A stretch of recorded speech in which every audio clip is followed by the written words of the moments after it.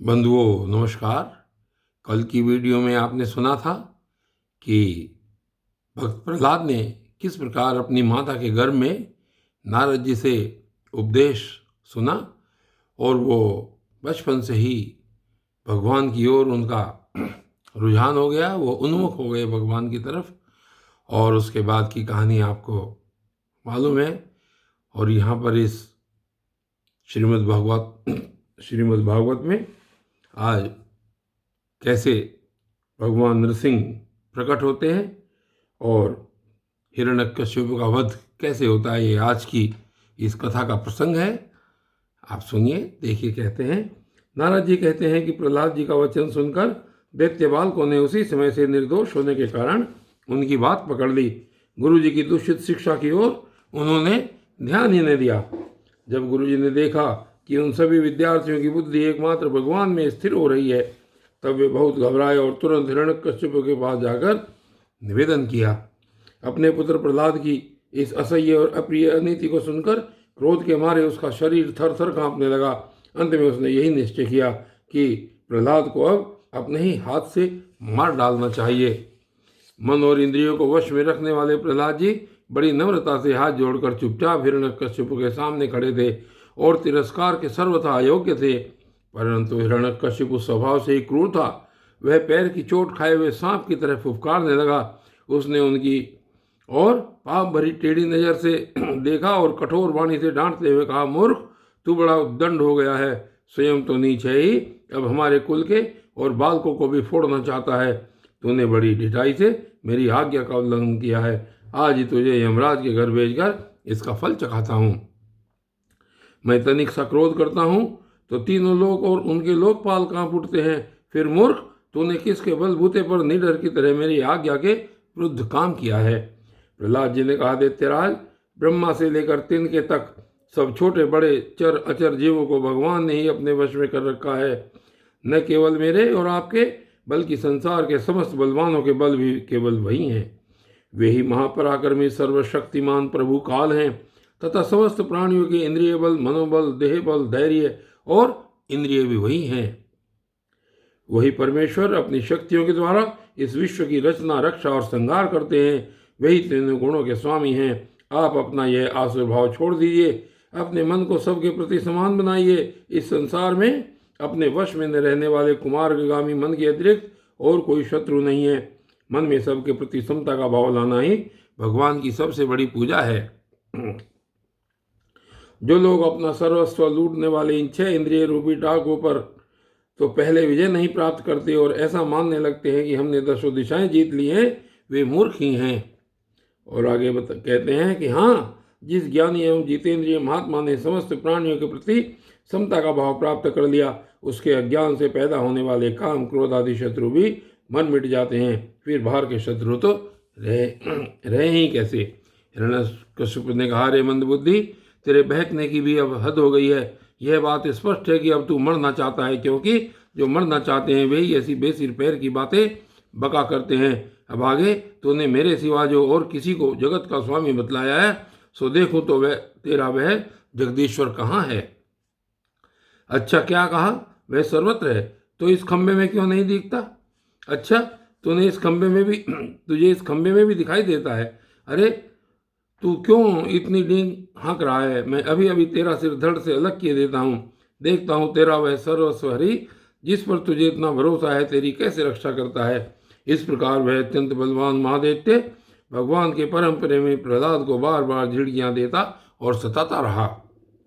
जब क्रोध के मारे वह अपने को रोक न सका, तब हाथ में खड़क लेकर सिंहासन से कूद पड़ा और बड़े जोर से उस खंबे को ऐसा एक घूंसा मारा। उसी समय उस खंबे में एक बड़ा भयंकर शब्द हुआ।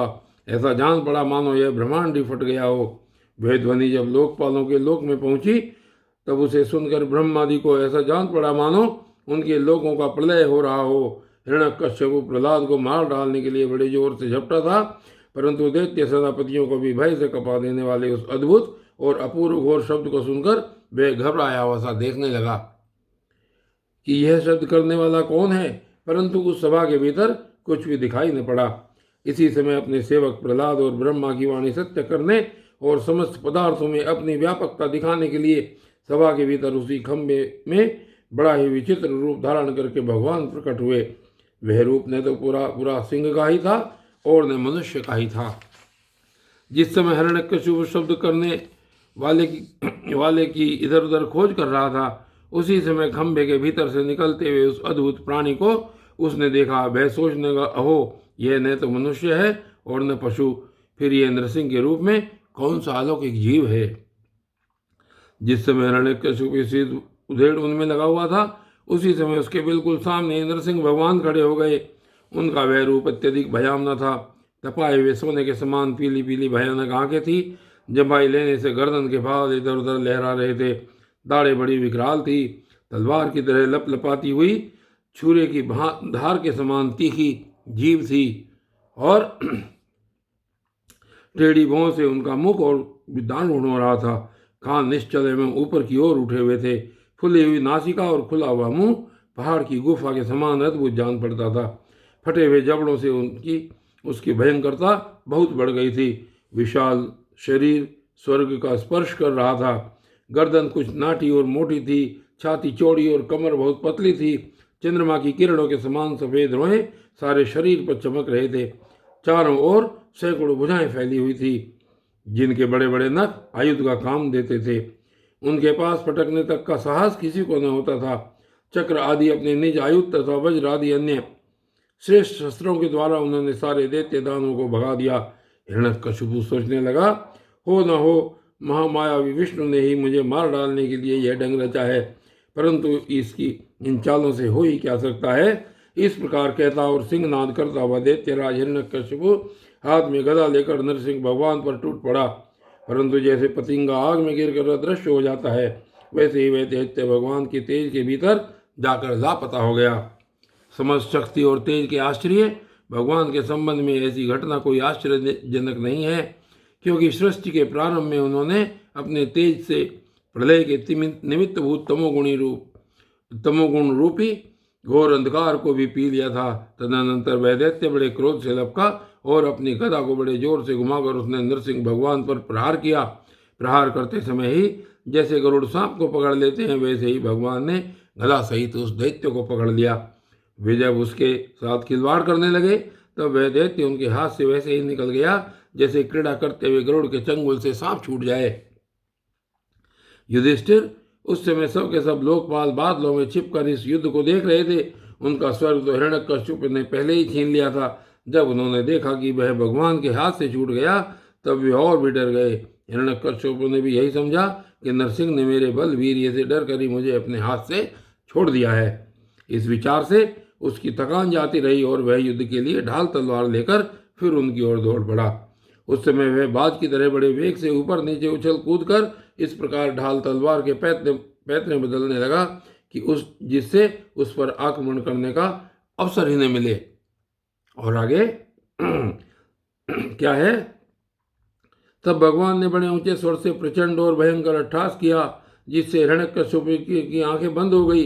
फिर बड़े वेग से झपटकर भगवान ने उसे वैसे ही पकड़ लिया जैसे सांप चूहे को पकड़ लेता है। जिस हिरण्यकशिपु के चमड़े पर वज्र की चोट से भी खरोंच नहीं आई थी, वही अब उनके पंजे से निकलने के लिए जोर से छटपटा रहा था। भगवान ने सभा के दरवाजे पर ले जाकर उसे अपनी जांघों पर गिरा लिया और खेल खेल में अपनी नखों से उसे उसी प्रकार फाड़ डाला जैसे गरुड़ महाविष्ट सांप को चीर डालते हैं। उस समय उनकी क्रोध से भरी विकराल आंखों की ओर देखा नहीं जाता था। वे अपनी लपलपाती हुई जीभ से फैले हुए मुंह के दोनों कोने चाट रहे थे। खून के छींटों से उनका मुंह और गर्दन के बाल लाल हो रहे थे। हाथी को मारकर गले में हाथों की माला पहने हुए मृगराज के समान उनकी शोभा हो रही थी।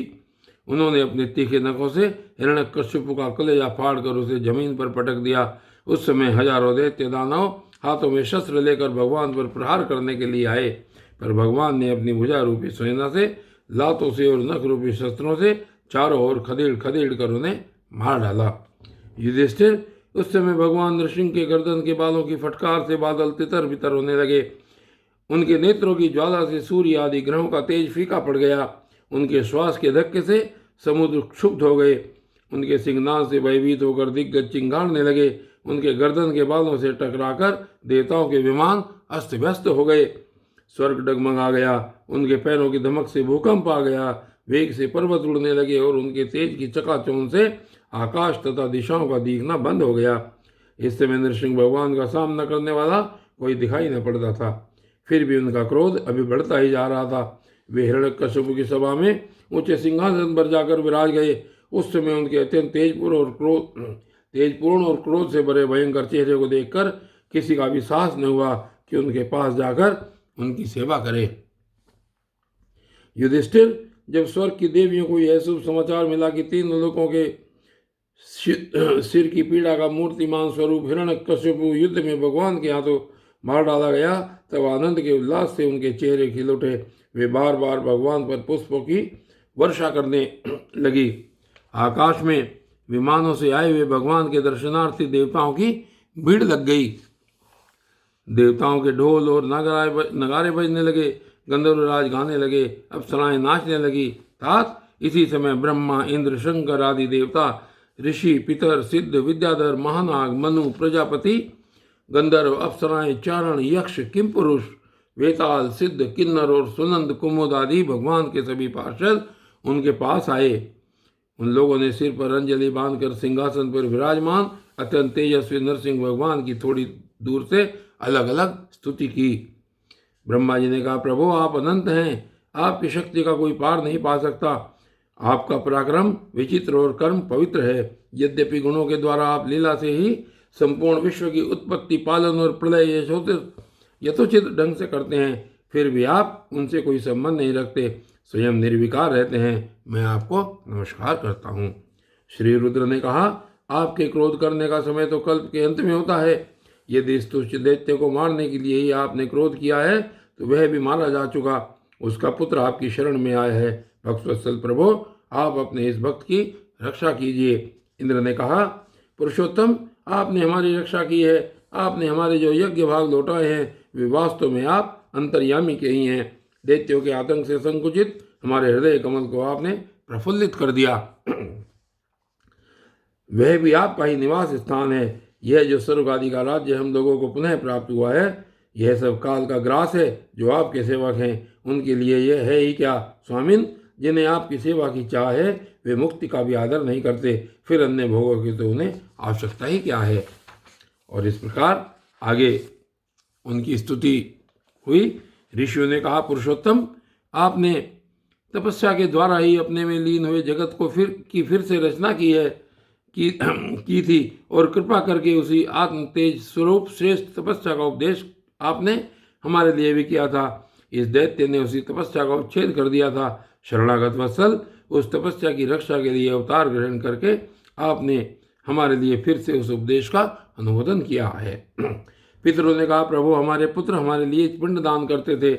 यह उन्हें बलात् छीन कर खा जाया करता था। जब वे पवित्र तीर्थ में या संक्रांति आदि के अवसर पर नैमित्तिक तर्पण करते या तिलांजलि देते तब उसे भी यह पी जाता। आज आपने अपने नखों से उसका पेट फाड़कर वह सब का सब लौटाकर मानो हमें दे दिया। आप समस्त धर्मों के एकमात्र रक्षक हैं। नरसिंह देव, हम आपको नमस्कार करते हैं। और आगे सिद्धों ने कहा, नरसिंह देव, इस दुष्ट ने अपने योग और तपस्या के बल से हमारी योग सिद्ध गति छीन ली थी। अपने नखों से आपने उस घमंड को फाड़ डाला है। हम आपके चरणों में विनीत भाव से नमस्कार करते हैं। विद्याधरों ने कहा, यह मूर्ख हिरण्यकश्यप अपने बल और वीरता के घमंड में चूर था।